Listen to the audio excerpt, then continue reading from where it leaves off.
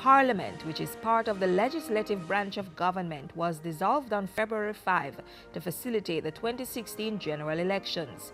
Now that the polls are behind us and a new government is in place, a new parliament has to be convened, meaning the 63 persons who were voted in the lower house or the House of Representatives and the 21 persons appointed to the Senate, also known as the upper house. Hence, Thursday, March 10 marked the opening of the new parliament and swearing-in ceremony of its members.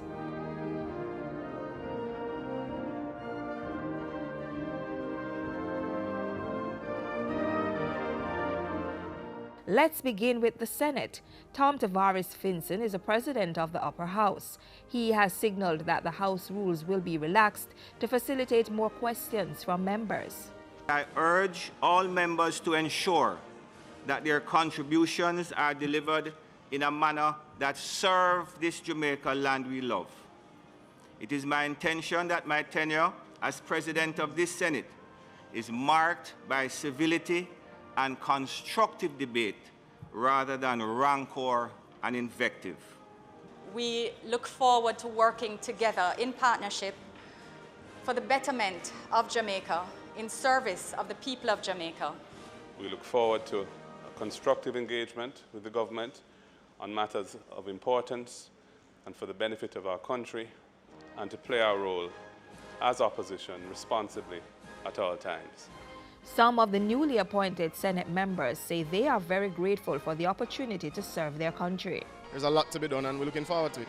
I have a good grasp of the issues facing the country, so I should be able to offer good service.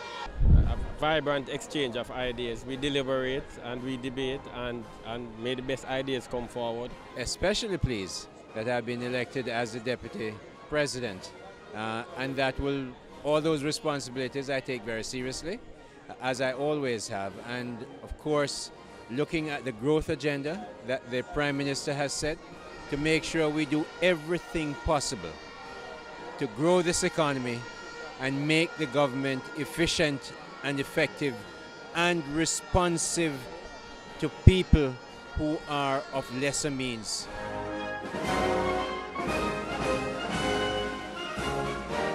Most members of Parliament, that is, those elected to serve in the House of Representatives, also took the oath of office.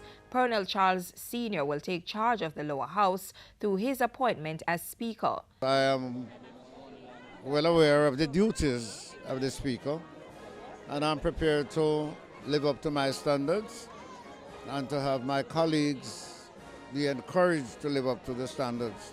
He will be supported by Derek Smith, leader of government business in the House of Representatives, and Philip Paulwell, the leader of opposition business. Prime Minister Andrew Holness has expressed confidence in the Speaker. Mr. Speaker, yours is an awesome task. Tremendous responsibilities rest upon your shoulders. We have every confidence that you will be judicious, firm, impartial, and professional in presiding over the business of the House. Prime Minister Holness also urged parliamentarians to uphold the highest standards of conduct, adding that the people of Jamaica should be the priority. In the same way, we crossed many bridges, climbed many hills, navigated rocky mountains to get the vote.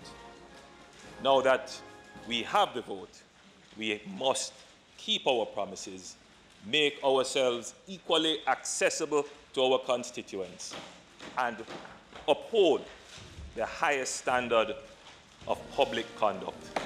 Opposition leader Portia Simpson Miller echoed a similar sentiment, adding that her team would be scrutinizing the government on behalf of the people.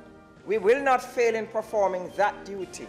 We will be strong, we will be vigilant, we will be firm.